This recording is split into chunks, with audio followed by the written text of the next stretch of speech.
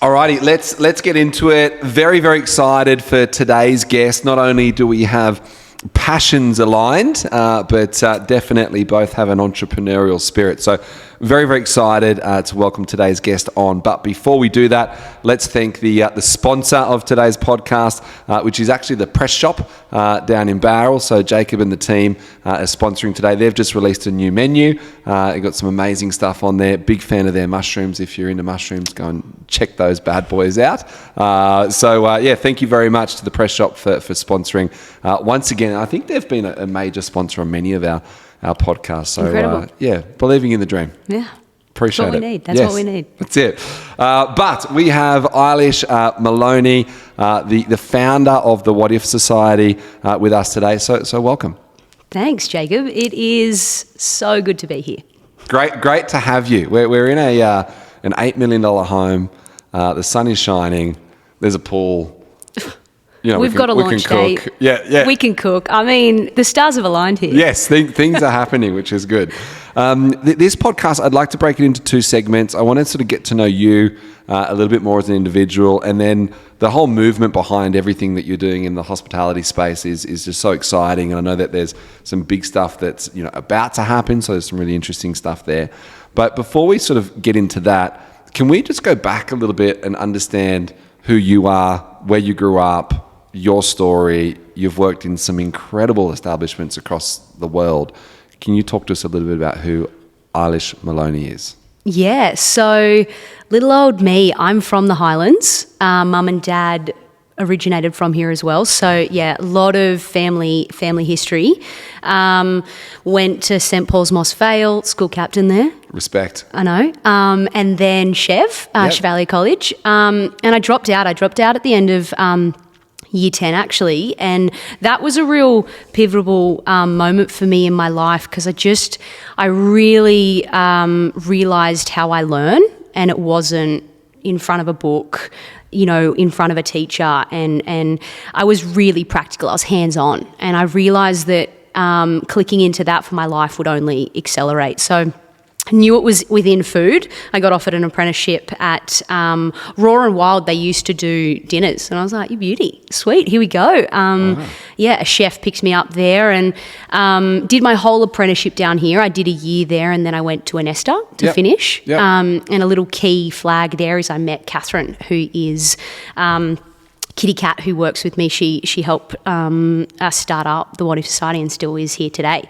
Met her, young little 17-year-old, finish my apprenticeship, and I knew I needed to get the hell out of the Highlands. Just a young teen thinking this was the world's boringest town, nothing moving, and I was just so intrigued with food and people, their stories. I was like, nothing really felt like it changed down here. I didn't really feel like I met, just all these different cultures and all these different types of human beings. And so I was like, right, I want to go overseas and travel. And I'd saved every ounce of my money, which was just crazy. I'd saved so much money, just give me the best opportunity at doing whatever the hell I felt like doing. And I was like, okay, I want to go to London, but I need to know that I'm going to be okay without my family. So I moved to Sydney for a year, and I was a part of the startup restaurant of Nomad in Surrey Hills. Phenomenal institution, still today.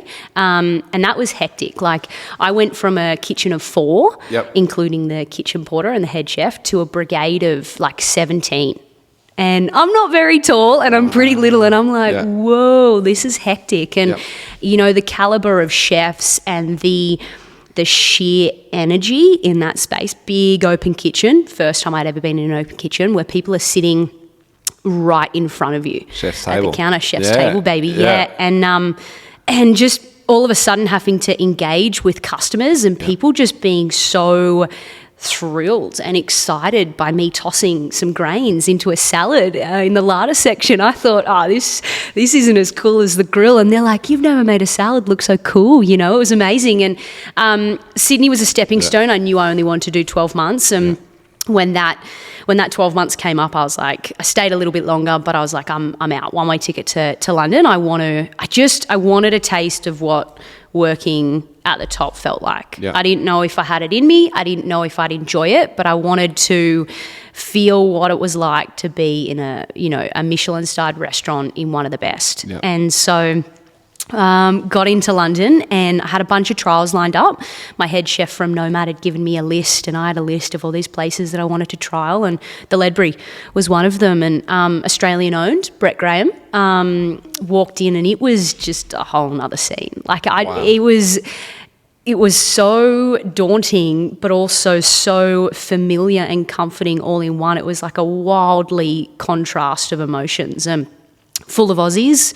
And yeah, it was a really big day. And then Brett sat me down and was like, I know what it's like to move across the world alone. Like, if you are up for it, join the team, and, view me as an extended member of your family. View me like a father figure that is here to help, like, no matter what, just be honest with me and communicate. And I was like, done, I was sold. And gosh, the stories that I have of that kitchen, some of the things I've seen, the hours I've worked, like, never did I ever think that a kitchen had the capacity of breaking me, but also I chose to be broken, to be remolded. Yeah. It didn't break me in the sense of I'm out. I can't do this. It was a break in the sense of, now I know just how capable I am of anything, and the words was, there's never an I can't, it's just a how can we? Yep. We're always going to be met with compromises and situations that we didn't predict in life, for whichever aspect where, we're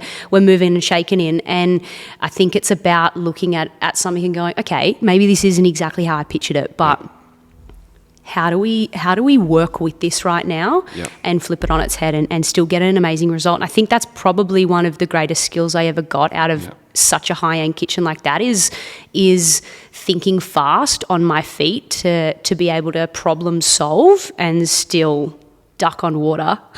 Nobody else knows. Deliver in, whether it's a meal or whatever it is, to a customer, exactly what they thought they were getting.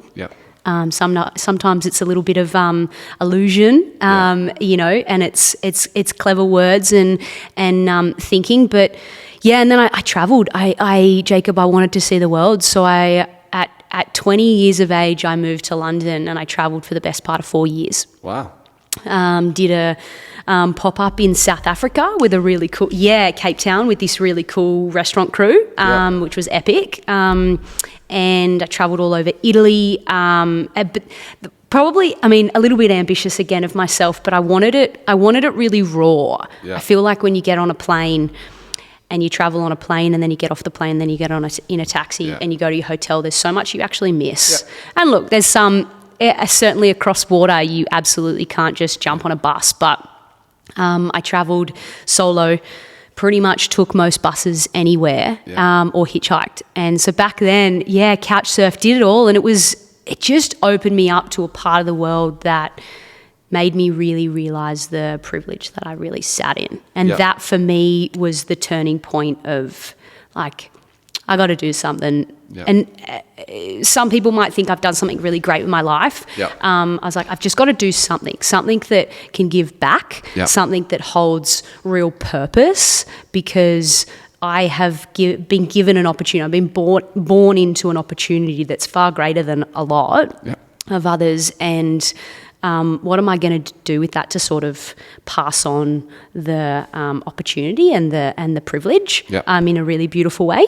Ran out of money when I was 3 months around Central America. And I was like, I've got to come home. And came home, and I knew I was coming back to Oz. I was quite happy to come back to Oz. Central America really showed me a lot. And that was when I was like, I want to hone in on the thing about hospitality kitchens and big kitchens is you're one of many, and you're usually stuck in a station for a while, and unless you're, jumping, asking questions, or you're really, really skilled, you actually don't see the whole progression of a kitchen, and you don't learn everything. So I was like, I want to hone in on a certain criteria of skills. Yeah. And one of them, I reached out to a bunch of places, potential for work, but one of them was St. Peter. Yes. Josh Nyland, and he picked me up straight away. And the day I started was the day he got their first review, which was instant 2 hats and Restaurant of the Year, which was amazing. So there was really good energy on my first day of work, which was just powerful. I was like, great. Everyone's in a good mood. Don't think anyone can do anything wrong today. And again, St. Peter was only, a few months old. Yeah. And that was the caliber of chefs. I just kept, co-aligning and coinciding with just incredibly talented chefs that not a lot of ego, a lot of still my friends that just wanted to share. And the thing about food, which first really drew me in, was you can never say you know it all. Like it's just constantly evolving, and my mind and the personality that I am is I can't sit still for long. I just want to learn. I'm intrigued by it all. And from where it grows to where we dispose of it, from how we could cook it. There's not, there's many ways you can fry an egg or cook a steak. There's, and so that realm of St. Peter and the seafood and everything I learnt there, it was insane. And also it was the hottest restaurant in Australia. Really cool because they lock the door, right?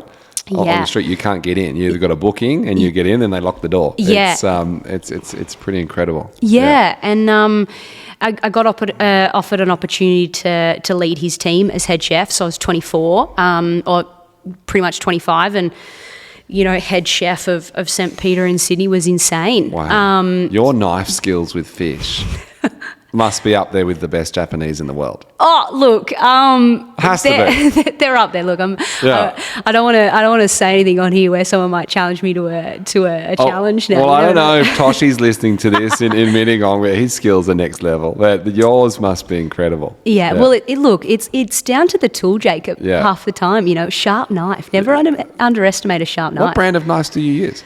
I've got a couple. I got this, ambitious little young chef when I first left Oz. I got this incredible Japanese set. Fortunately, a fair few got damaged in other kitchens and you running around. So now I've got this quite different, real eclectic set. There's a company over in London actually that they're called All Day, I believe, and their handles, carbon steel, incredible knives, but then all of their handles are actually made from recycled plastic, so it might be the molten salt containers or whatnot. They're really, really cool little stories. I like lightweight. Your classic global you see in a kitchen doesn't really fly with me. I'm not that kind of global girl. But I love a good lightweight knife, maybe because my hands are small and not too big. Because again, you don't need a really big knife to actually precision. You usually only use the first few centimeters of a knife, as you would know. Young chef. Stone or steel? How do you sharpen? Steel. Okay. Usually, but every now and then it has to be chucked on a stone. Do you do it yourself, or do you get someone to do it? Oh, look, if I've got time, I do it myself. But there's actually a really great guy in Mittagong. Talopial Knives, and he does it by hand. He's amazing. Just a little shout out there. Phenomenal. Really beautiful care to our knives. Sometimes he's like, what's been going on here, ladies? There's a little, it might be a tiny chip, and he brings it back. The edges just beautiful. You know how sometimes you have to just spend money to make money? Is my time most valuable on the stone? On the stone. Or is it here in this podcast? I like it. I like it. I think if we sort of peel back a little bit back to you traveling and, sort of having children and teenagers and like you growing up here, it's so great to leave the Southern Highlands. To grow up here is an incredible privilege, as you've touched on. Then to leave the Southern Highlands, get world experience, which you and I both have done, then to come back and apply that world experience in the Southern Highlands is quite special, in my opinion. How did you change from the Eilish Maloney that left Chevalier, went and did a chef's apprenticeship, and then left the Southern Highlands and the world, and then came back? What were some of the the key differences that you noticed in you as an individual of the person you were when you left compared to the person you were when you came back? Yeah, really good question. I think, and I'm really glad you asked it, because it's a conversation I have with a lot of younger friends or acquaintances of mine that ask me these sorts of questions. I go, do you really know yourself? And I think the biggest thing that I found was when you strip away everyone and you're put in a situation where you are incredibly vulnerable. I mean, we know as human beings, and it's really hard to constantly, even though we know the facts, push through that vulnerability. We know that we're going to get a really great answer, whatever it's applied to. And for me, it was when I travelled solo and I was put in all sorts of different environments, one of the main being non-English speaking countries, by myself. I realised my intuition and just like my body energy on what felt right and wrong. So then when I really apply that to, my life now, I'm like, I know when I don't feel safe or something doesn't sit right with me. And I'm like, well, what is that? And that's me. I just really realised I connected with myself and understand what I like, what I don't like, when you're traveling by yourself and you get a bit lonely, you seek some sort of, company. And so that might be a conversation with a stranger. And how are you having that conversation with said stranger and not coming across as rude or, asking for something? You got a short window with people these days where they think when you come and say hello that you might be asking them for something when you might just be wanting to say, hey, so you live here. Wow, what are your favourite things? But it's really surprising when you crack into that, just how many people are just craving it, craving a genuine interest. Yes. I probably didn't realise that maybe it comes a little more natural to me. Maybe it's my personality where I'm really curious on people's stories. Yeah. And someone might be happy today or seem like they're super successful and super happy, they're high on life, but where they may have come from could be, totally opposite. They may have, really doubled down and worked their arse off to get themselves to a privileged or a higher position in their life, but they came from nothing. And I think the illusion in this day and age, especially with social media, is you're quick to judge. I really noticed my self-confidence and what I was, what I'd stand behind, my actions, how I thought, how I felt in so many different scenarios, coming back as a little bit more of a young adult where I'm making decisions for myself. I don't live under mum and dad's roof anymore, and I'm living a life that I choose to live. Well, how am I communicating with people? And it made me really connect deeper with who I was, which ultimately then gave me what I was chasing, if that makes sense. I think it was when you travel with other people, you're also just comfortable in their little realm, right? So, look, traveling by yourself isn't for everybody, and traveling to some places that I've traveled also isn't for everybody. But I think the biggest thing I constantly try and tell people in my life is how well do you truly know yourself? And are listening to your body, right? Which is sort of my message on food, which we can get to in a little while with What If. But usually your body is always talking to you. Yes. Your tummy's rumbling and you haven't eaten, but you're just about to do a podcast, so you get nervous. You're like, I wonder what my body's trying to tell me, right? Yes, yeah. No, that's fair. That's good. Good to know. Yeah. Now, the feedback I get when I ask people about you is that you're just always on. 24/7. Can you tell me a little bit about a day in the life of Eilish? What time do you wake up? What do you do? Tell me, what does a day in the life look like for you? Gosh, never 1 2 days are the same. Whatever that saying is, always get those sayings wrong. Never 2 days are the same. But early, even though I hate and have done early mornings for a long time now, they never get any easier. So usually around 4:35 a.m., which is actually pretty late in comparison to when I first had to start. I've gotten better with time. Wow.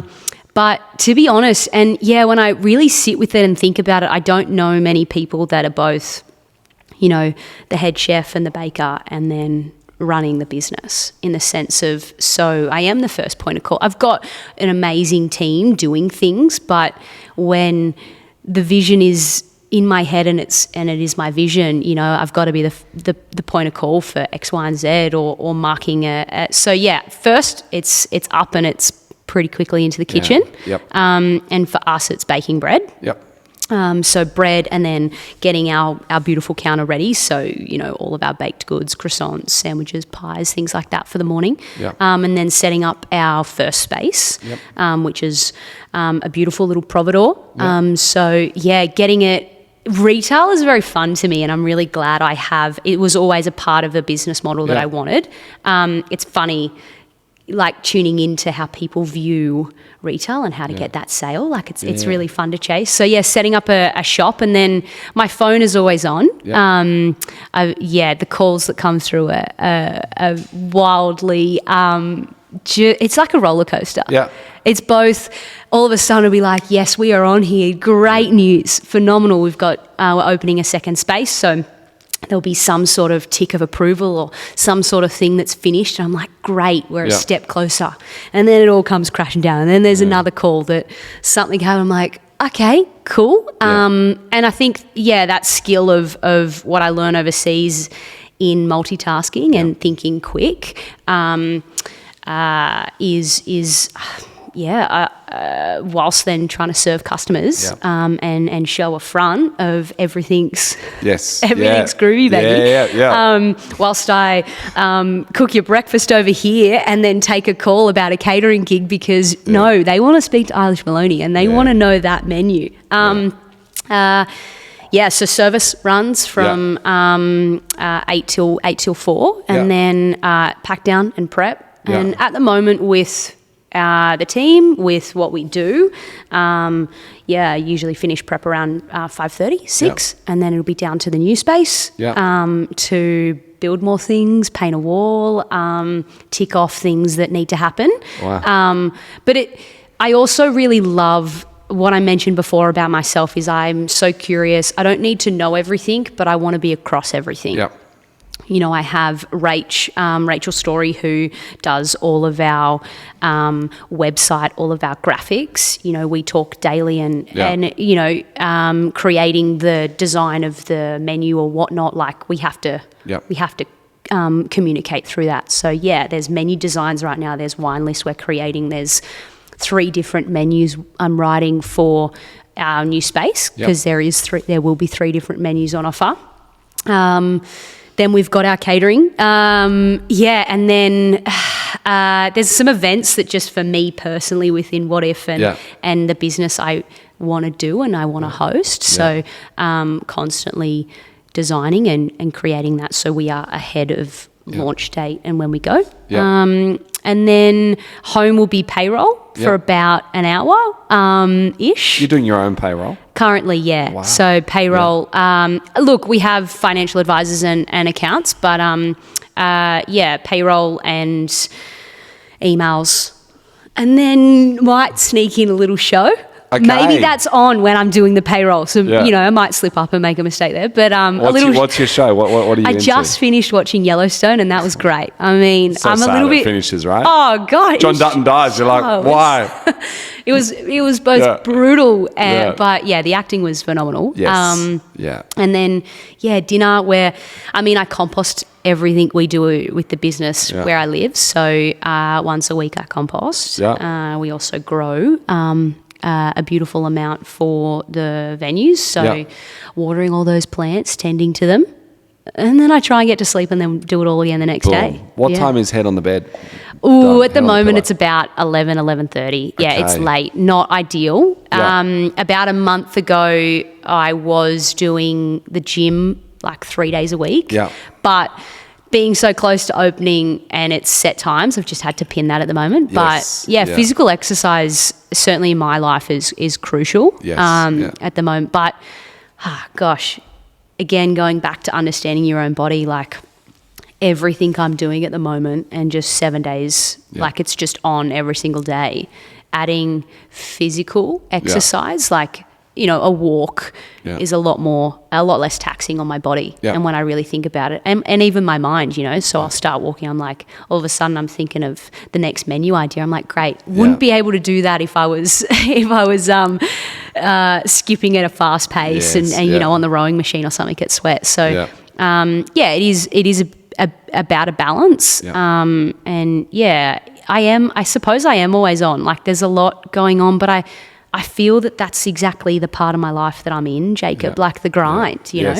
I do. Yeah. Yeah, I feel you. Yeah. You know, and you don't get the end result if you're not willing to put in the work. And I remember literally about 3 weeks ago, it was late, just the day dragged out, and I was at work by myself and I was mopping the floor, and I was like, it was like a catch-22. I was there like laughing to myself, like, of course, I am still here mopping this floor. But then I was like, but no one will work as hard as me for my dream. So at least I'll know I'll always get there because of how determined and hard I will work for it. So, yeah. And do you think, like, where does this drive come from? Because you're a unique individual to have that amount of drive.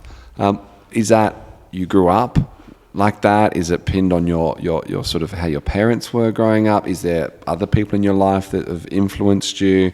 Or do you believe that you are just like that, and as an individual you either are or you aren't driven to achieve something in life? I think it's a little bit of both. Okay. I think, look, I'm a big extrovert, 100%, and I think,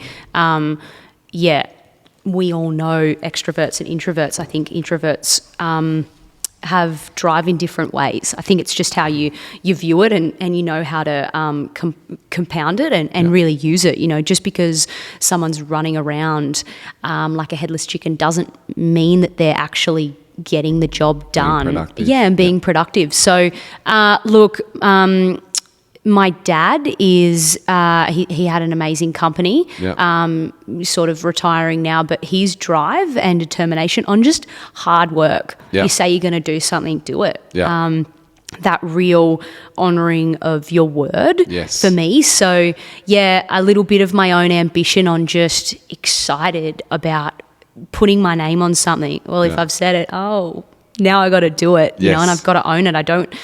That weird attachment when you hear, you know, when you're back in the day when you're a teenager and you hear your mates be like, I really want to do this, and then they never do it. And you're like, dude, just do it or don't. Like, but if you're not going to do it, why are you talking about it? I never wanted to be that kind of person because that type of personality frustrated me. I was like, well, you've only, like, I don't understand why you keep wasting your breath about this. So I'm really tuned into, if I say I'm doing it, I'm doing it. And I really like hard work, Jacob. Like, I really like hard work to feel the reward. So then when I do relax, which I do, I feel really good about it. I feel like I've earned it, you know, because I've worked really hard for that. I'm definitely trying to shift between the work smarter, not harder category. You know, that classic, how productive are you? You can... And a podcast I listened to a little while ago, A Diary of a CEO, it was an interesting one about, they were talking about entrepreneurs, and it's like, in the beginning when you're running it at being successful, take as many jobs on as you can.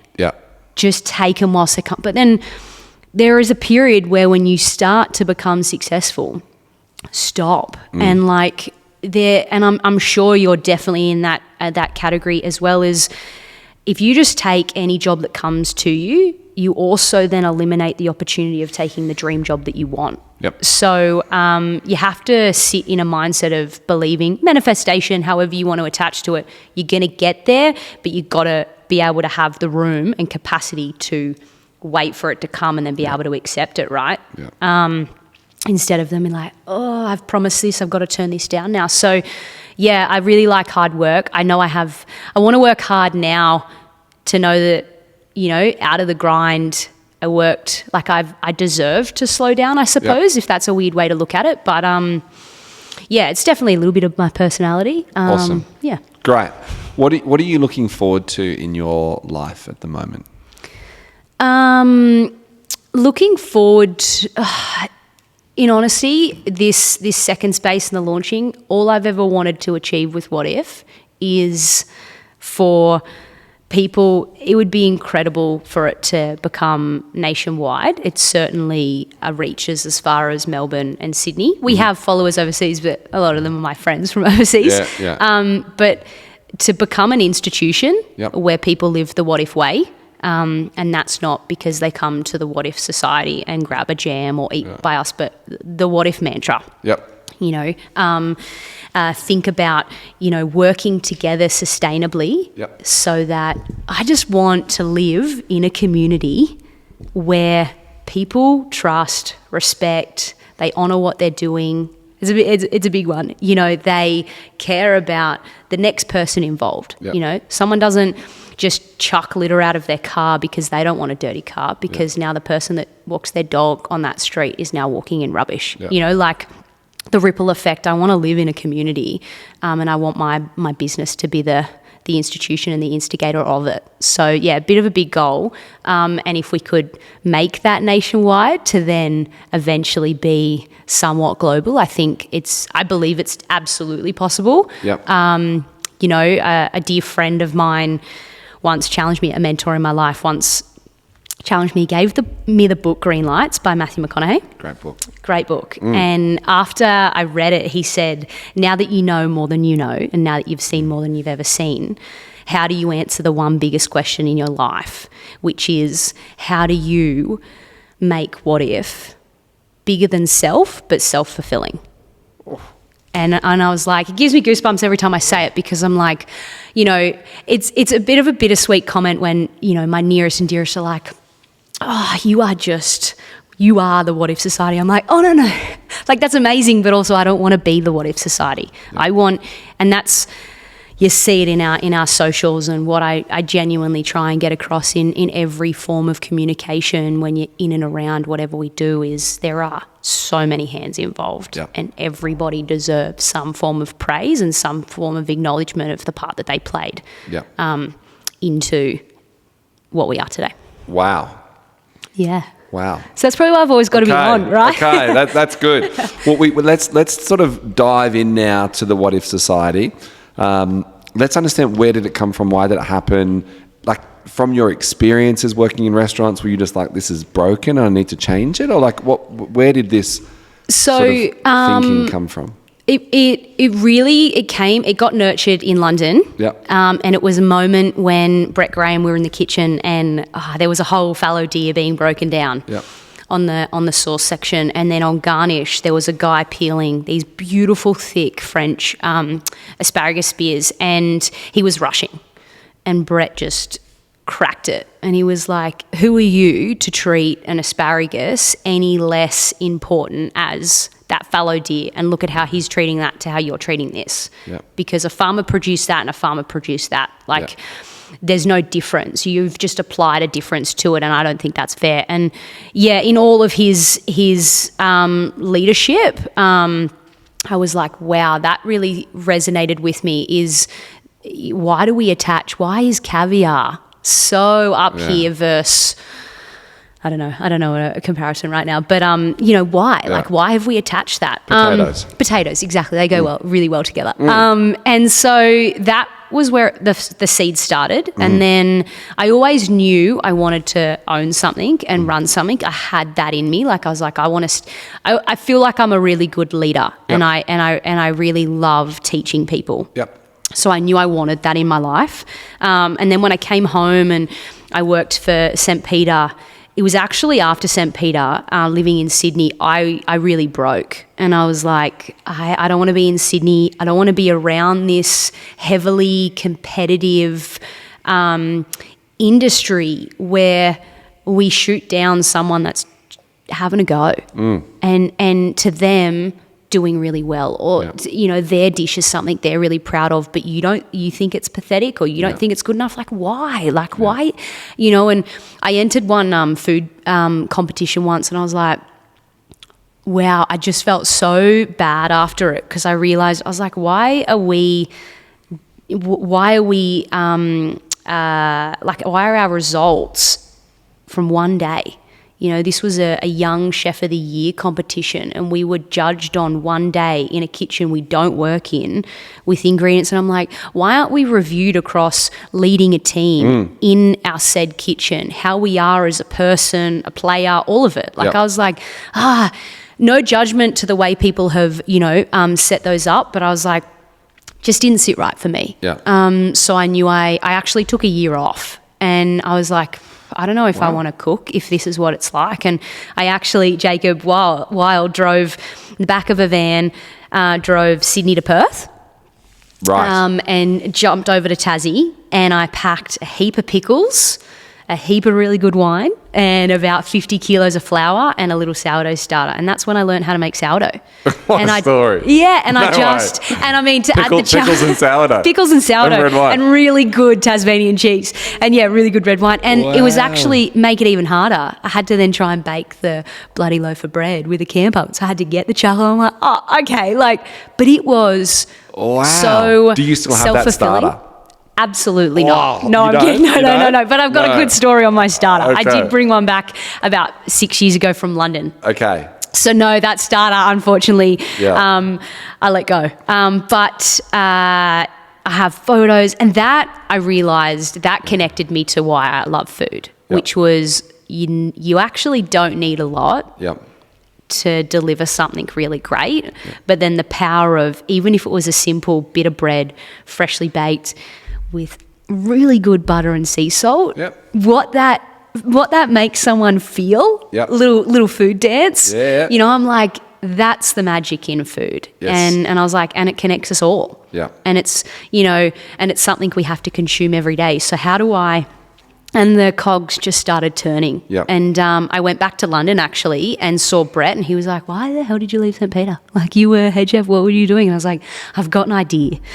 And I was like, I really have an idea, Brett, but I don't know what I want to name it.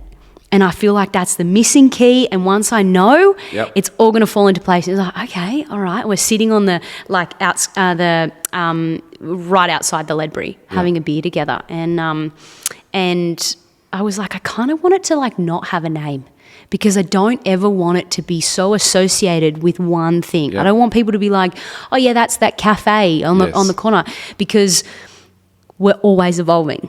And I loved the idea of creating a business that, maybe I'm the owner and I'm the head chef one day, but maybe I'm a percentage shareholder and a producer 5 years down the track. And I'm, again, just a part that played into the evolution of all of it.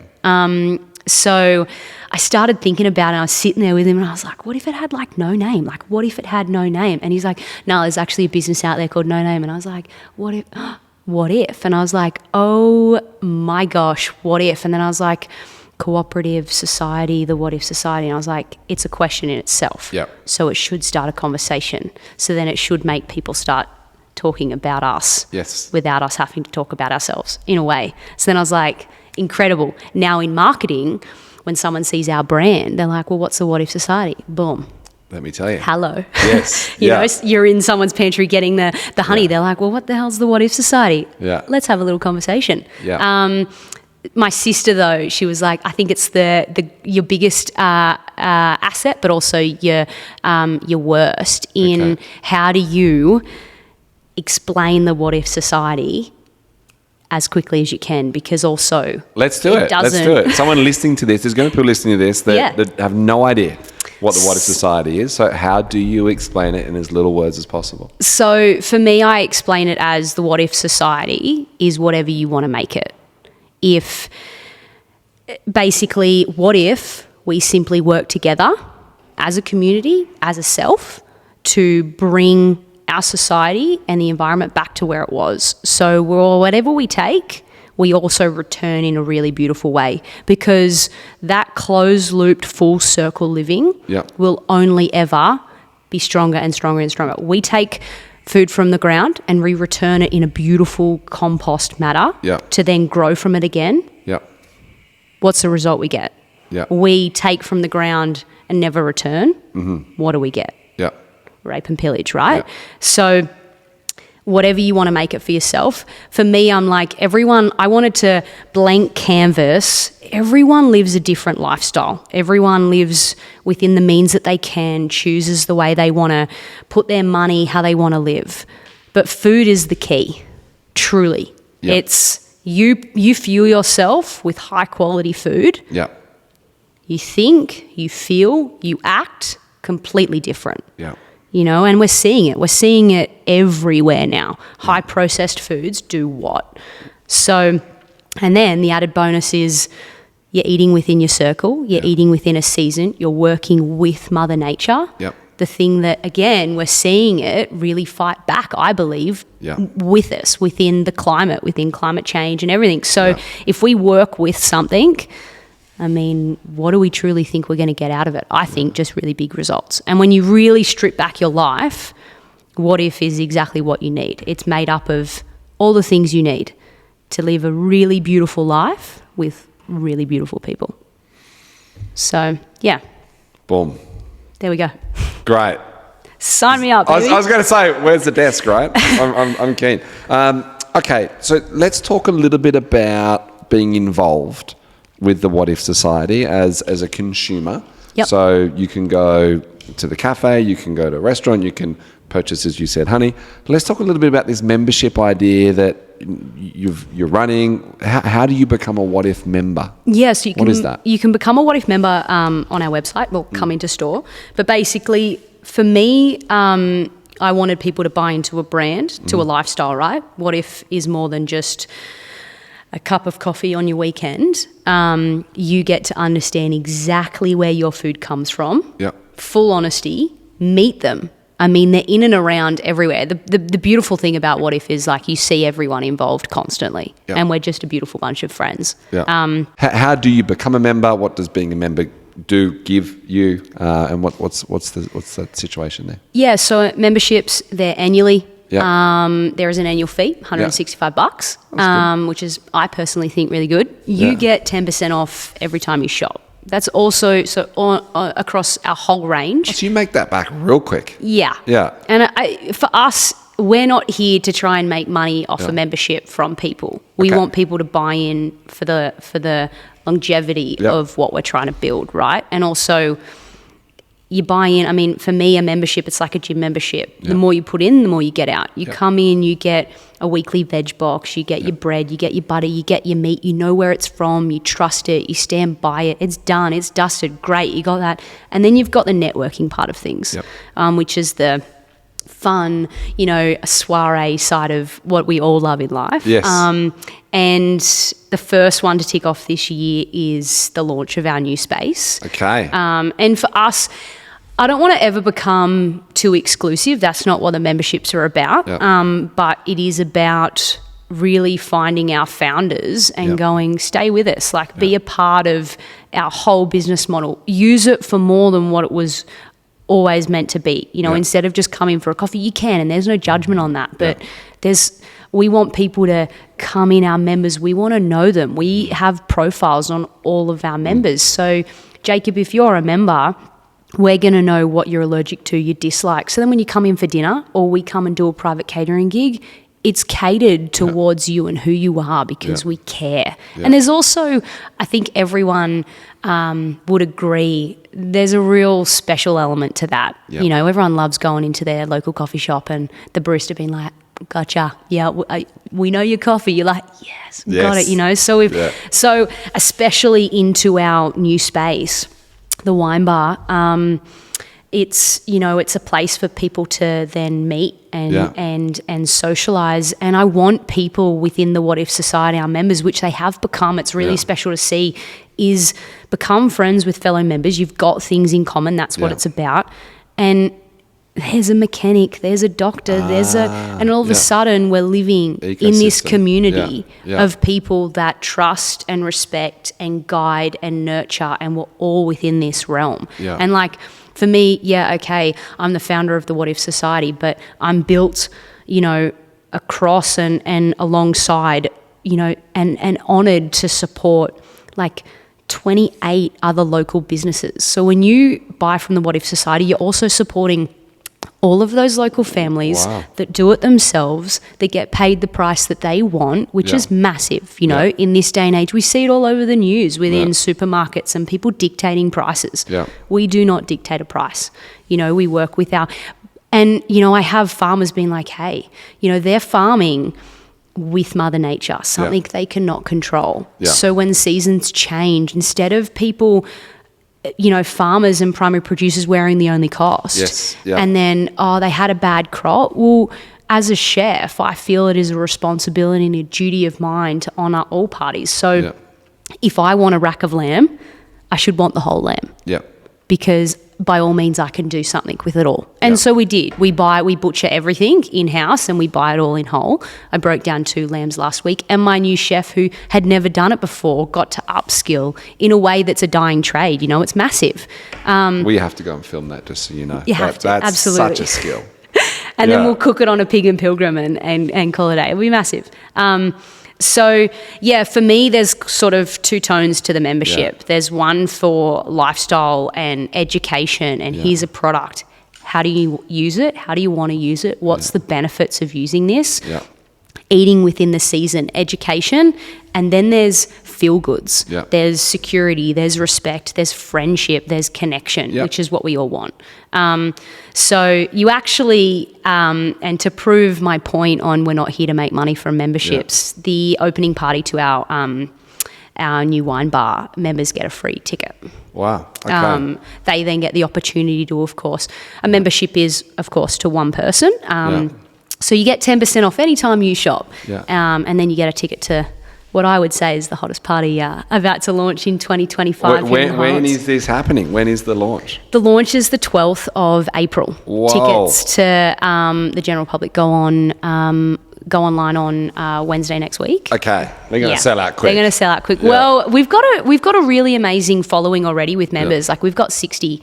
You know, so if all of those members can make the date and want to buy a ticket for a +1, we're nearly booked out. So what's the launch going to look like? Talk to me. So let's actually, I'm rushing ahead here. So we've got a wine bar. Yeah. Opening. So the Exchange on Throsby Street, where we founded the whole What If Society, is now known as the Exchange. And it's open Wednesday to Saturday. And it's all about, it is a providore. You come in, of course you can get a coffee and you can get a little cake, but it is all about customer service and retail on buying everything you need to feed and fuel your family. And then there's the studio that's opening on the main street of Mossvale. Part of a really fun, exciting development, massive for Mossvale, big win. And it's called The Studio, but it's your neighbourhood coffee house and wine bar. And it's going to be awesome. Think very speakeasy, mid-century vibes, everything following suit to what we showcase at the What If Society is repurpose and giving life to things that absolutely don't need to be chucked out. So we got I've been sourcing hard, and it's been probably the best part of this next stage is what we have you will never find, like you won't find anywhere else. I've got some, one of my sources, he's based in Fairy Meadow down the coast. He'll be there because some of his pieces are amazing. There'll be vinyl. Chewy Duck, he plays for us, he's a local guy, he's amazing. So I like to, with our soirees, I like to get a bit cheeky. So all food, all booze is included, and then live entertainment. We've got a couple of different DJs coming and playing. I might have one more special treat, but I can't disclose that yet because it's not fully locked in. But from mid-afternoon tonight, it's just a bit of a naughty. Naughty excuse to have a good time and let your hair down. Okay. And how much is a ticket? So tickets to the general public are $195. Awesome. Sign me up. Okay. Done. All right. Some really special, some really fun special guests. I got a bunch of my chef pals from all over stepping in the kitchen, having a crack. And just honestly, just a lot of feel goods. I'll talk on what our ambitions are for the rest of the year, what we want this space to feel like. But the wine bar for us, if you know of the What If Society over the last couple of years, I did a blind menu. So I challenged people. We did it by size rather than statement. Yep. So there was a small plate, a medium plate, a large plate, and then a just feed me. Yep. And I changed that weekly for our little 12 packs at the studio. You've Yeah, enjoyed it a few too many times. Yeah. And basically we would challenge our customers. They could know the menu if they needed, if they Yeah. felt uncomfortable, but we would challenge them to just pick the size Yep. and sit down and wait. And we can cater for any dietary. And to be honest, Jacob, the willingness and Yeah. the trust, you saw it come out in people in their presence in the Yeah. space, and how they were all of a sudden engaged with who they were Yes. out for breakfast with, because Yeah.